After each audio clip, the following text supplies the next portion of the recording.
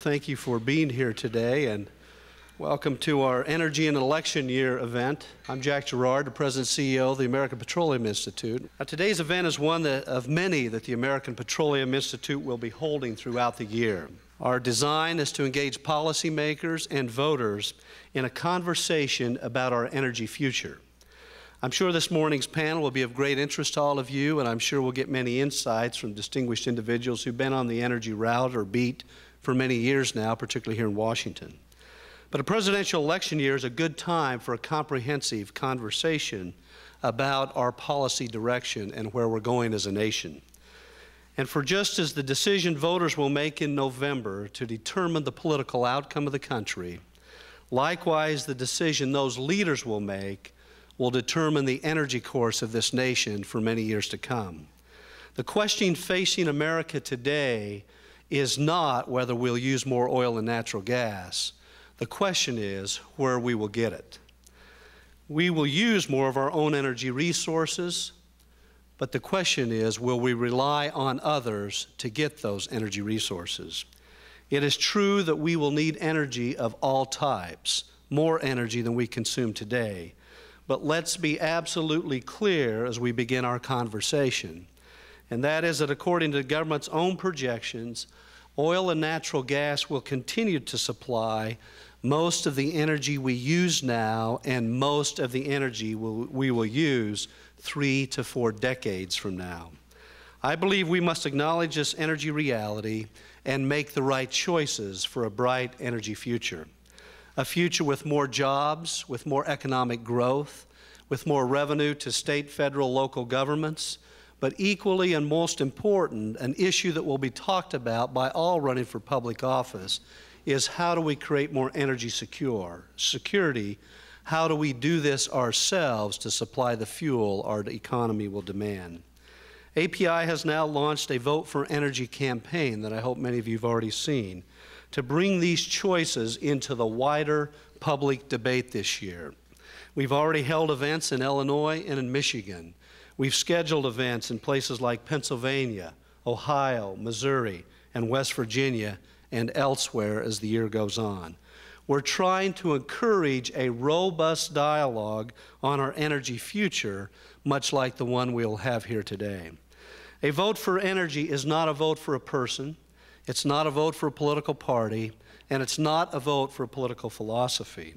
It is a vote for America and for our best and brightest future. With the right leadership and vision, we can take control of our energy future. We have the resources right here in our own nation. Including our shale resources, the United States has the most technically recoverable oil and natural gas in the world. We have more than Saudi Arabia. We have more than China, more than Brazil, more than Libya, Kuwait, Iran, and Iraq combined. That's how vast the resource is here in this country. Greater access to domestic resources is the cornerstone of our energy future and the first plank of our report to the platform committees, and all rests upon it.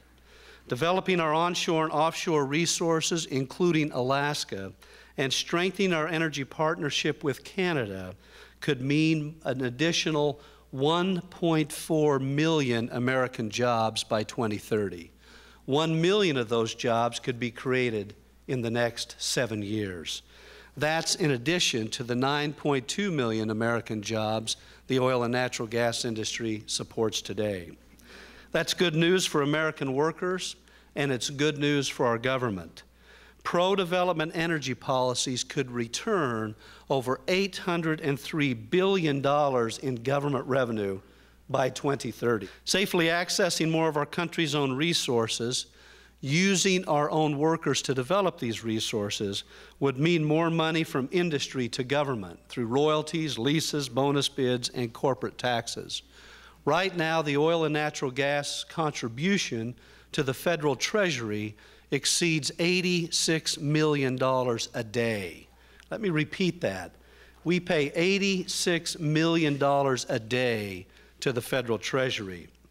More access doesn't mean just more jobs, more economic growth, and more revenues for the treasury. It also means something every candidate will discuss this year, as I mentioned earlier. It means greater energy security. Energy geopolitics are rebalancing, and the Western Hemisphere, our nation, Canada, and Brazil combined, are at the forefront of this reshaping. Recently, there was an announcement made by a serious economist, a global economist, who indicated that over the next 10 years, if the policies are right, the United States can become the new Middle East for energy production. This is not a vision of America at the mercy of other oil-producing regions, or an America that's threatened by scarce resources, but of an America that holds the reins for its energy future and energy security along with our future prosperity. There are trillions of dollars worth of still to be developed oil and natural gas right here in the United States. Whether it's the latest in directional drilling and hydraulic fracturing or in deep water exploration, advances in technology are making every discovery potentially more productive while also improving our ability to conduct our operations more safely and responsibly, to protect our people while safely protecting the environment and producing this vast resource.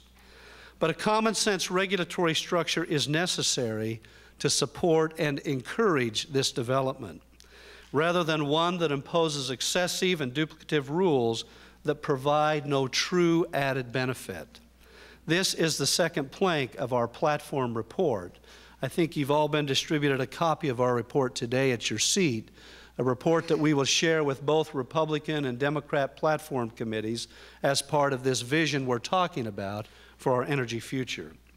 A former EPA's official's comments about crucifying oil and gas companies are a visible indication of a regulatory approach that is adversarial and perhaps hostile. We are calling for a transparent and open regulatory approach that invites input from the industry's best and brightest and bases rulemakings on sound science, legitimate cost-benefit analysis, and economic impact. This approach would help prevent the kind of regulatory blizzard the White House recently moved to manage as part of hydraulic fracturing, one where multiple rulemakings overlap and pile on top of each other, adding untold costs without any demonstrated benefit. EPA's Tier 3 fuels effort to further reduce sulfur emissions is but one example. The agency rolls forward without any justification and offered and without regard to its impact on the price of gasoline. We need an approach that keeps America's energy development from falling prey to regulatory snarl of overlapping and unnecessary rules while providing greater certainty to encourage the investment here on our shores. We need an approach that encourages business investment rather than discouraging it. With expanded access and regulatory approach that fosters domestic oil and natural gas production and refining, we could see energy investments here in the United States that boost our economic recovery and help us back on a path to prosperity.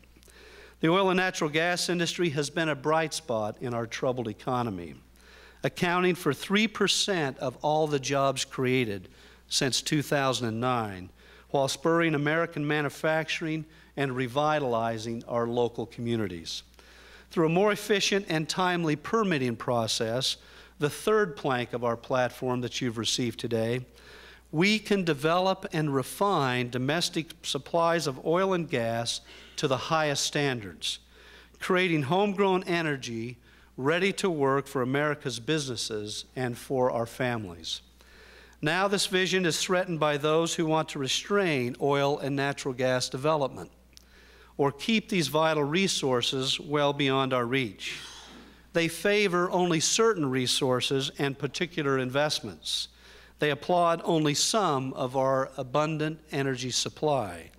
They obstruct and delay oil and natural gas investments with a strategy of erecting legal hurdles and by calling for increased taxes on oil and natural gas companies. While some like to bash big oil, Big Oil actually is the big taxpayer. 3 of our companies top Forbes' recent list of companies that paid the most income taxes in 2011. 3 of our companies top that list. We pay our fair share. We not only pay our fair share, if you look at the numbers, we pay more than our fair share. In fact, oil and natural gas companies pay taxes at a considerably higher rate than the other Standard & Poor's industrial companies. Just over 40% to oil and gas compared to 25% for the other industrial average. Meanwhile, since 2000, our industry has invested nearly $2.4 trillion in U.S. capital projects. That's a T, $2.4 trillion in U.S. capital projects since 2000 to meet the growing demand for our vast energy needs. Because the industry must plan, invest, and operate over very long lead times, it is crucial for managing financial risk that government regulatory policies and tax framework encourage investment and provide certainty for business planning. The 4th plank and the last plank I'll mention today of our platform calls for a market-based approach to energy and to end government picking winners and losers through calls for punitive tax hikes.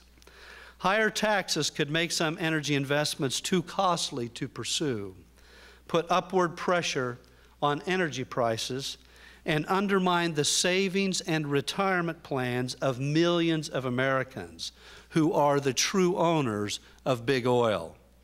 Millions of Americans hold 97% of the corporate shares of the oil and natural gas industry through public and private pension and retirement funds such as 401ks, IRAs, individual investments, and financial institutions. A political and policy commitment to developing our vast domestic oil and natural gas resources will provide not just the energy security we've talked about, but financial security for millions of Americans who are the true owners of oil and natural gas. Polls show most Americans think we're on the wrong track when it comes to energy policy. To get on the right track, we must get serious about our energy future. That's why API is working hard to inform voters on important energy matters and encouraging them to make energy a ballot box issue in 2012.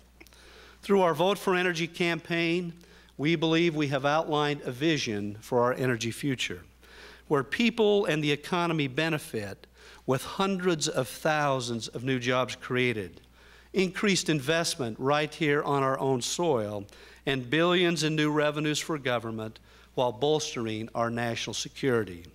We must abandon the policies driven by zero-sum game for the energy equation, a philosophy that says we must have less of oil and gas so that we can have more of something else yet to be defined in a responsible way. We must resist those who pit one resource against another. The EIA predicts we'll need 16% more energy of all forms to meet our projected energy demands by 2035. We have the resources to meet our energy challenges, and with the right leadership and the right vision, we can turn these present-day challenges into clear future opportunities that will make our country and economy stronger for generations yet to come. I look forward to working with all of you, with our platform committees of both the Democratic and Republican parties, to make this vision a reality. Thank you for being here today. We greatly appreciate your involvement and hope we can work together to achieve what's in the best interest of our nation with our vast energy resource. Thank you very much.